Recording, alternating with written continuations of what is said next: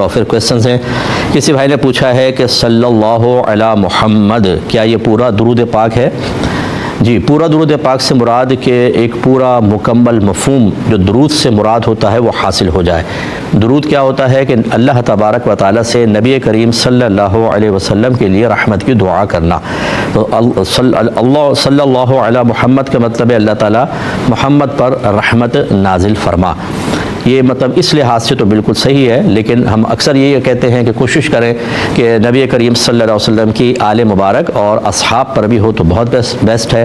تو صلی اللہ علی محمد و آلہ وبارک وسلم یا آلہ وصحبہ وبارک وسلم بہت اچھا ہے، ذرا اس کو طویل کر لیا جائے. ایک بھائی نے کہا کہ سوشل میڈیا پر ریلز وغیرہ میں دیکھ کر وظائف اختیار کرنا کیسا ہے؟ کوئی کہتا ہے کہ اتنی بار پڑھ لو تو دولت ہی دولت ہوگی، کوئی کہتا ہے بڑی برکت ہوگی، کوئی کہتا ہے جنت مل جائے گی. حکم کیا ہے؟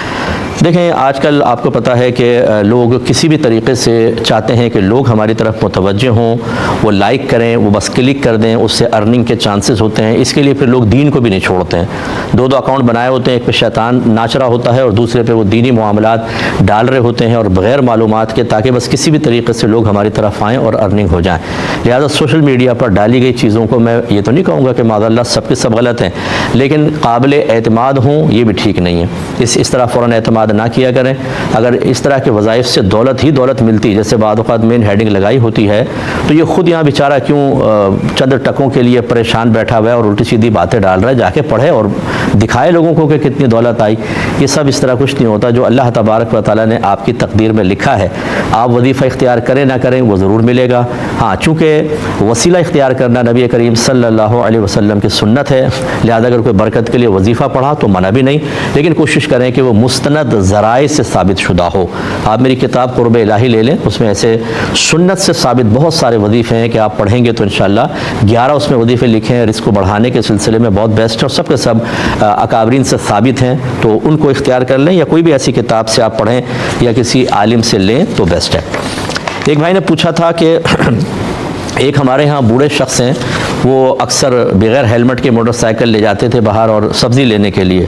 وہ آج کل ہمارے کراچی میں ای چالان چل رہا ہے، تو ایک دفعہ پولیس والوں نے روکا. جب چیک کیا تو اتنے چالان ہو چکے تھے کہ 42,000 روپے بن گئے تھے.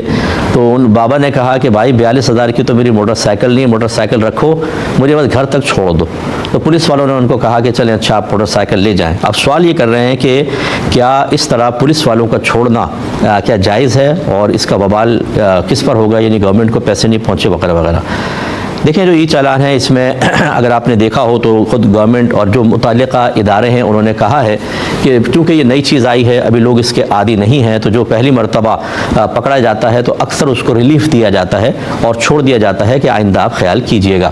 لہٰذا ان پولیس والوں نے اگر اسی طرح کے کسی قانون کے تحت چھوڑا ہے تو پھر تو کوئی مسئلہ نہیں ہے.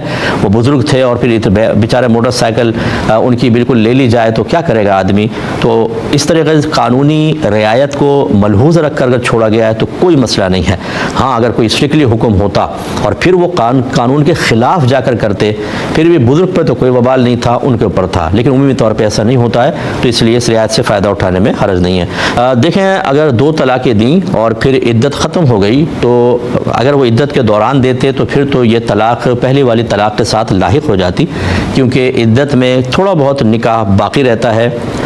کیونکہ آدمی اگر لفظ طلاق سے طلاق دی تو رجوع کی گنجائش ہوتی ہے، اور اگر بائنا یعنی کنایہ سے طلاق دی تو نکاح فوراً ختم ہو جاتا ہے. لیکن دوران عدت چونکہ عورت کسی اور سے نکاح نہیں کر سکتی ہے، اس لیے کہا جاتا ہے کہ پھر بھی نکاح کا کچھ تو کچھ تعلق قائم ہے.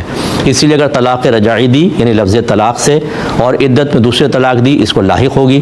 اسی طریقے سے لفظ کنایہ سے اگر طلاق دی، اگرچہ نکاح فوراً بریک ہو جائے گا، لیکن دوران عدت اگر پھر طلاق دے دی تو پہلی والی کو لاحق ہوتی ہے. لیکن جب عدت ختم ہو جاتی ہے تو عورت کا مرد سے یعنی سابقہ شوہر سے بالکلیہ 100% تعلق منقطع ہو جاتا ہے. اب اگر کوئی طلاق دے گا تو ایسے ہی ہے جیسے کوئی روڈ پہ چلتی ہوئی عورت کو کہہ دے کہ بہن جی میں نے تمہیں طلاق دی، تو اس کا کیا فائدہ ہوگا. تو اس لیے یہ تیسری طلاق جو عدت گزرنے کے بعد لکھی گئی وہ نافذ نہیں ہوگی. اور یہی جواب آپ کے دوسرے سوال کا ہے کہ اگر ایک طلاق دی اور رجوع نہیں کیا، پورا سال گزر گیا، اگر اس سال میں لڑکی کی عدت گزر چکی ہے تو عدت گزرنے کے بعد مثل اجنبیہ ہو گئی، تو اب یہ اگلی طلاق اس کو لاحق نہیں ہوگی. عدت گزر گئی کا لفظ میں نے اس لیے عرض کیا کہ بعض اوقات ایسا ہوتا ہے کہ بچی ذوات الحیض ہوتی ہے، یعنی حیض والی ہوتی ہے، طلاق دی، ایک دفعہ پیریڈ آیا، کیونکہ 3 طلاقیں 3 حیض ہونے چاہیے تب یہ عدت گزرے گی، لیکن ایک آیا، یہ 2 آئے اور حیض بند ہو گیا، پورا سال نہیں آیا تو یہ عدت چلتی رہے گی اس کی۔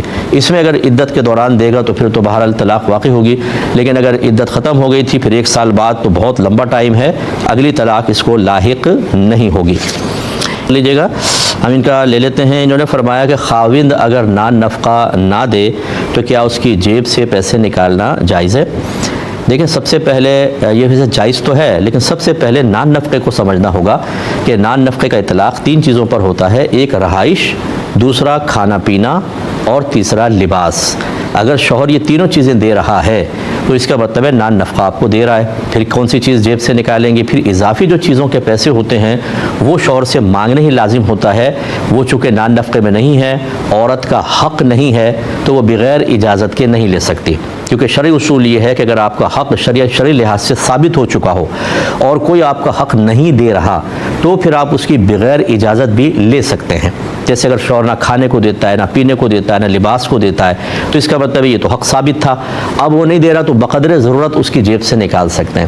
لیکن ویسے ہی کوئی اور کپڑے لے کر آنے ہیں، صوفہ لے کر آنا ہے، فلاں چیز لانی ہے، کسی کو سالگرہ پہ گفٹ دینا ہے، اور اس کو نان نفقے کا نام دے کے اگر جیب سے نکالیں گے تو یہ اپنا حق حاصل کرنا نہیں ہے بلکہ چوری کرنا کہلائے گا۔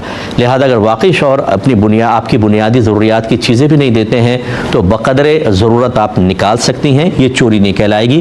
کہ جب اپنا حق انسان حاصل کرے کسی بھی طریقے سے تو وہ حق حاصل کرنے کی طرف منسوب کیا جائے گا، اس طریقے کی طرف منسوب نہیں کریں گے۔ مثلا کہ آپ نے چپکے سے نکالا تو بظاہر تو یہ طریقہ چوری کا ہے، لیکن ہم یہ نہیں کہیں گے چوری کی، بلکہ ہم کہیں گے کہ آپ نے اپنا حق حاصل کیا، کیونکہ یہ نبی کریم صلی اللہ علیہ وسلم نے خود ایک خاتون کو اجازت دی جنہوں نے عرض کی تھی کہ میرے شوہر مجھے نان نفقہ نہیں دیتے تو کیا میں ان کی جیب سے نکال لیا کروں؟ تو رحمت کونین صلی اللہ علیہ وسلم نے ارشاد فرمایا کہ ہاں، بقدر ضرورت اور عرف کے مطابق جتنا وہاں نان نفقہ چلتا ہے اتنا ان کی جیب سے آپ اپنے اور اپنے بچوں کے لیے نکال سکتی ہیں، تو اجازت سرکار کی طرف سے ہے۔ ایک بہن نے پوچھا کہ کیا نفاس کے دنوں میں عورت گھر سے باہر نہیں نکل سکتی ہے؟ اکثر گھروں میں رواج ہے کہ کہتے ہیں جب تک عورت نفاس میں رہے گی گھر سے باہر نہیں جائے گی۔ دیکھیں، نفاس کیا ہوتا ہے کہ جب بچہ پیدا ہوتا ہے تو ہماری بہنوں کو بلیڈنگ ہوتی ہے جس کی زیادہ سے زیادہ مدت 40 دن ہے، یعنی مسلسل بلیڈنگ ہوتی رہے تو 40 دن تک نفاس ہے، اور اس نفاس کے اندر بالکل حیض والا حکم ہوتا ہے کہ نماز اور روزہ دونوں معاف ہے، نماز کی قضا نہیں ہوتی، روزے کی قضا بعد میں کرنی ہوگی۔ اور اگر یہ 40 سے آگے بڑھ گیا، 41 42 تک چلا گیا تو بس اب بیماری کا خون بن گیا، 40 دن کے بعد غسل کریں اور نماز شروع کر دیں۔ یہ میں ضمناً مسئلہ تھوڑا سا ذکر کر رہا ہوں، اچھا ہے معلومات ہو جائیں۔ لیکن جو ہمارے گھر کی بڑی بوڑھیاں کرتی ہیں، بہت غلط قسم کا معاملہ کرتی ہیں، ابھی بہنیں اچھی طرح سمجھ لیں کہ اس کی زیادہ کی مدت تو مقرر ہے، کم کی کوئی مقرر نہیں، لہذا فرض کر لیں 7 دن آیا اور اس کے بعد بند ہو گیا، پورا دن عورت نے انتظار کیا نہیں آیا تو غسل کر کے نماز شروع کرنا واجب ہے۔ اور ہماری یہ جو گھر کی بڑی خواتین ہوتی ہیں جنہوں نے کوئی مسئلہ کبھی بھی نہ کتاب سے سیکھا ہوتا ہے نہ کسی عالمہ سے، یہ کہتی ہے پاگل ہو گئی ہو، 40 دن تک تو عورت ناپاک ہی رہتی ہے، تو پھر یہ 21 دن کی نماز یہ قضا کروا دیتی ہیں اور گناہ گار ہوتی ہیں، اور گناہ کبیرہ ہے، بہت بڑا گناہ ہے۔ اسی طریقے سے یہ ہے، حالت نفاس میں عورت بالکل باہر جا سکتی ہے، حالت حیض میں باہر جا سکتی ہے، کس نے منع کیا ہے؟